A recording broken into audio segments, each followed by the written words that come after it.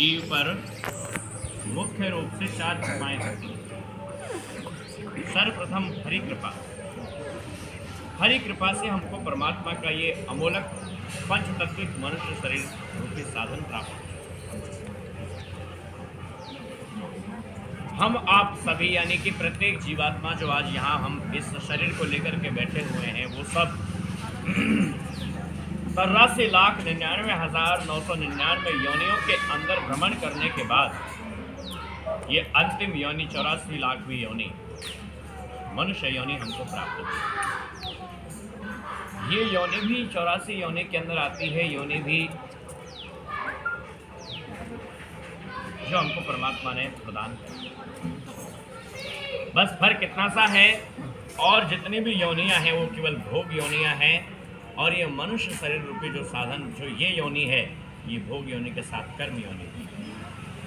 इससे उत्तम कर्म करके उस परम स्थिति को प्राप्त किया जा सकता है, जिसको पाने के लिए बड़े बड़े यक्ष गंधर्व ऋषि मुनि देवता महापुरुष हैं। तो सर्वप्रथम हरि कृपा हम पर हुई, जो हरि कृपा से हमको परमात्मा का ये साधन प्राप्त हुआ। वो साधन जिस साधन से हम मोक्ष के मार्ग को प्राप्त कर सकते हैं, जिस साधन से हम परमात्मा की परम गति जो हमारे निज धाम है उसको प्राप्त कर सकते हैं। उसके बाद परमात्मा की विशेष कृपा हम पर हुई संत कृपा। उस संत कृपा के विशिष्ट सुपात्र आप सब हैं, क्योंकि संत कृपा से ही हमको परमात्मा का सत्संग, परमात्मा के नाम की हरि कीर्तन कथा सुलभ हो सकता है। संसार में 2 ही चीज़ों को दुर्लभ बताया है, एक तो संतों का समागम और संत समागम में परमात्मा के नाम की कथा, परमात्मा के नाम का गुणानुवाद, परमात्मा के नाम की चर्चा। तुलसीदास से लिखते हैं कि संत समागम हरि कथा तुलसी दुर्लभ दोए, और सुत दारा और लक्ष्मी पापी कर भले संपूर्ण ऐश्वर्य, संपूर्ण कीर्ति, यश, वैभव, कार बंगला, स्त्री बेटा पोता नाती, अच्छे कोठियाँ, 4-4 फोर व्हीलर, ये तो एक पापी से पापी के घर में मिलना सुलभ है। परंतु संतों का समागम और संतों के समागम में परमात्मा के नाम की चर्चा, ये कहीं कहीं और कभी कभी ही किसी को सुलभ होता है। धन्य भूमि जहाँ सत्संग हुई, वो स्थल भी अपने आप में धन्य हो जाता है, वो अपने आप में एक तीर्थ स्थल हो जाता है जहाँ परमात्मा के नाम की चर्चा। और ये सत्संग, जिस सत्संग के अंदर हम आप सब आज यहाँ बैठे हुए हैं, इस सत्संग की ताकत बहुत ऊंची है। सर्वप्रथम हमको ये समझना जरूरी है कि जहाँ हम बैठे हुए हैं ये किस कौन सा स्थल है। जिस सत्संग को एक माध्यम बनाकर आज परमात्मा कृपा से हम आप सब यहाँ एकत्रित हुए हैं, इस सत्संग की वास्तविक ताकत क्या है, इस सत्संग की वास्तविक महिमा क्या है। श्री रामचरितमानस के अंदर लिखा है गोस्वामी जी ने, अक भक्ति स्वतंत्र सकल सुख खानी, पर बिन सत्संग न पावे प्राप्त। जो परमात्मा की भक्ति को प्राप्त करने के लिए ऋषि मुनि यक्ष गंधर्व देवता करोड़ों करोड़ों वर्ष तपस्या करते हैं, हजार वर्ष तपस्या करते हैं, वो परमात्मा की अविरल भक्ति को प्राप्त करने का एकमात्र जरिया है तो परमात्मा का ये सत्संग, संतों के सानिध्य। भक्ति का गेट कब खुलेगा? जब हमको सत्संग प्राप्त होगा। भक्ति स्वतंत्र सकल सुख खानी, सभी सुखों के खान परमात्मा की भक्ति है, लेकिन उसको कब जानोगे? बिन सत्संग न पावे प्राणी। जब तक हमको परमात्मा का सत्संग नहीं प्राप्त होगा, जब तक हमें संतों का सानिध्य प्राप्त नहीं होगा, जब तक मुझे उसको प्राप्त नहीं। संत सानिध्यता में जिस सत्संग के अंदर हम आप सब बैठे हुए हैं, ये एक आध्यात्मिक शिविर है जहाँ जीवात्मा के जन्म और मरण के रोग से मुक्त होने की चिकित्सा प्रदान की जाती है। जैसे हमको कोई बहुत भयंकर बीमारी हो जाती है, हमारी शारीरिक कोई बीमारी हो जाती है, शारीरिक कोई कष्ट हो जाता है, तो शारीरिक कष्ट की निवृत्ति के लिए, शारीरिक कष्ट को मिटाने के लिए हमको ऐसे सक्षम डॉक्टर की ज़रूरत है, ऐसे वास्तविक वैद्य की ज़रूरत है जो हमारी बीमारी को निवारण कर सके, जो हमारी बीमारी को मिटा सके, जो हमको वो औषधि प्रदान कर सके, वो दवा प्रदान कर सके जिससे हमारी बीमारी सदा सदा के लिए अटक करती है। इसी प्रकार से क्योंकि ये तो शारीरिक शरीर की बीमारियां हैं, बुखार है, जुकाम है, खांसी है, कैंसर है, लकवा है, ये तो शरीर की बीमारी है। हमारी आत्मा की बीमारी क्या है? हमारी जीवात्मा की सबसे बड़ी बीमारी है अनंत प्रकार की योनियों के अंदर बार बार आना और जाना, गर्भ के अंदर बार बार आना और जाना। कभी चींटी का शरीर धारण करना, कभी कीड़े मकोड़े का शरीर धारण करना, कभी पशु पक्षी का शरीर धारण करना, कभी पेड़ पौधों का शरीर धारण करना, यही इस जीवात्मा की सबसे भयंकर पीड़ा है। और उसकी निवृत्ति का केवल और केवल एक मार्ग है परमात्मा का सत्संग, संतों का सानिध्य है, जीव को सतगुरु की शरण। संत कृपा के बाद में होती है सतगुरु कृपा। आप चाहे कितना भी सत्संग कर लो, कितना भी वेद शास्त्रों का अध्ययन करो, कितना गीता भागवत रामायण आदि का अध्ययन करो,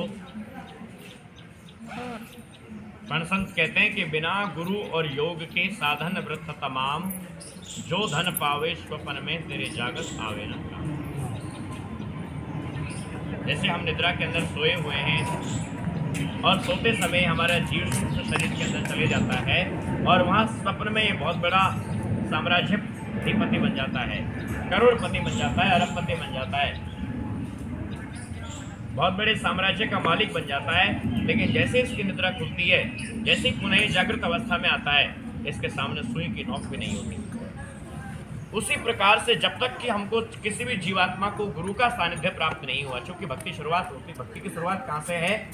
गुरु से भक्ति की शुरुआत, गुरु से भक्ति की शुरुआत है।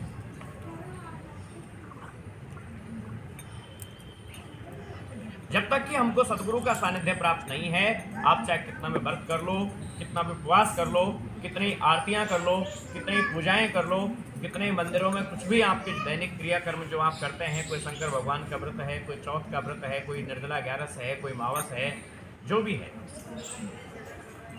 उन सब का लाभ आपको कब मिलेगा? जब आपको सतगुरु का सानिध्य प्राप्त हो, किसी भी गुरु का सानिध्य प्राप्त हो। जैसे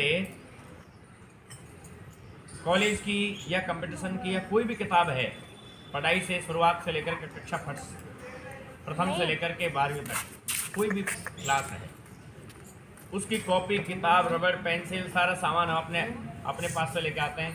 हमारे घर वाले हमको सामान दिलाते हैं, पेन कॉपी सब दिलाते हैं, किताब दिलाते हैं, अच्छी पासबुक भी वो हमको दिला सकते हैं, क्वेश्चन आंसर सारे उसमें हो सकते हैं। लेकिन फिर भी हमको मास्टर की ज़रूरत क्यों पड़ी? क्या ज़रूरत है फिर स्कूल में जाने की? क्योंकि वो कॉपी किताब तो हमारे घर पे भी हो सकती है। पर हमको ये पता है, अब जब तक हम स्कूल के अंदर एडमिशन नहीं लेंगे, जब तक मास्टर के पास में नहीं जाएंगे, तो मास्टर के पास में गए बिना हमको मार्कशीट प्राप्त नहीं हो सकती, और बिना मार्कशीट के प्राप्त हुए बिना हमारी गवर्नमेंट मान नहीं सकती कि हम वास्तव में कितना अनुभव रखते हैं। उस अनुभव को प्रमाणित करने के लिए, उसको क्रियान्विति में लाने के लिए प्रूफ है मास्टर के द्वारा सिग्निफाइड मार्कशीट। विचार करने का विषय है, सत्संग के अंदर आकर के सबसे हमारी विशेष प्रार्थना है कि अपना विवेक जागृत करें। बिना विवेक जागृत किए बिना सत्संग का वास्तविक मूल रहस्य हमको समझ में नहीं आ सकता। क्योंकि आज तक हमने सत्संग के अंदर क्या सुना है? सत्संग को एक माध्यम बना करके भाई सत्संग हो रहा है, और होता क्या है? जनरंजन, मनरंजन और तनरंजन। अच्छा गा लिया, बजा लिया, नाच लिया, कूद लिया, ताली बजा ली, जनता को रिझा लिया, खुद का शरीर रिझा लिया और मन में राजे हो लिया कि अच्छा गा लिया, बजा लिया, ठीक है। इसको हमने सत्संग मान लिया। मैंने मंदिर में बैठ करके ठीक है ढोल बजा लिया, मंजीरा बजा ली, ताली बजा लिया, गा लिया, ले प्रसाद और घर को चलेगा, कोई लेना आन देना। सत्संग का मतलब है पूरे मर्म को समझना। सत्संग का मतलब है, सत्संग की जरूरत हमको क्यों पड़ती है, संतों के सानिध्यता की जरूरत हमको क्यों पड़ती है, सार्वजनिक सत्संग की जरूरत हमको क्यों पड़ती है?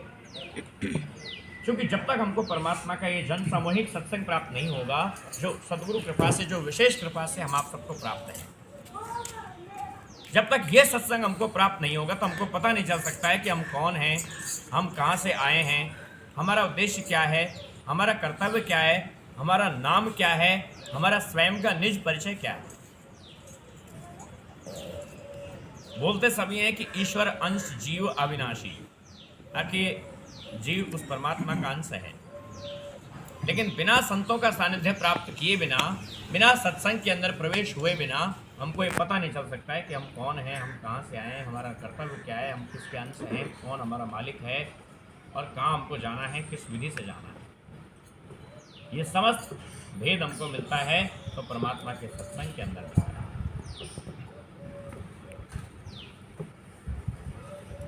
और सत्संग की सार्थकता कब है? जब हमको सदगुरु का सानिध्य प्राप्त हो। पूर्ण सदगुरु का अनुसरण करके हमको सत्संग की महिमा को हम जान गए, सत्संग को हमने समझ लिया, तो ये सत्संग कितनी बड़ी ताकत है, हमें क्या प्रदान करता है, बड़े विवेक करने की बात है। संत श्रोमणि गरीबदास जी महाराज ने हमको समझाने का प्रयत्न किया है। वो क्या कहते हैं अपनी वाणी के अंदर सत्संग के विषय में?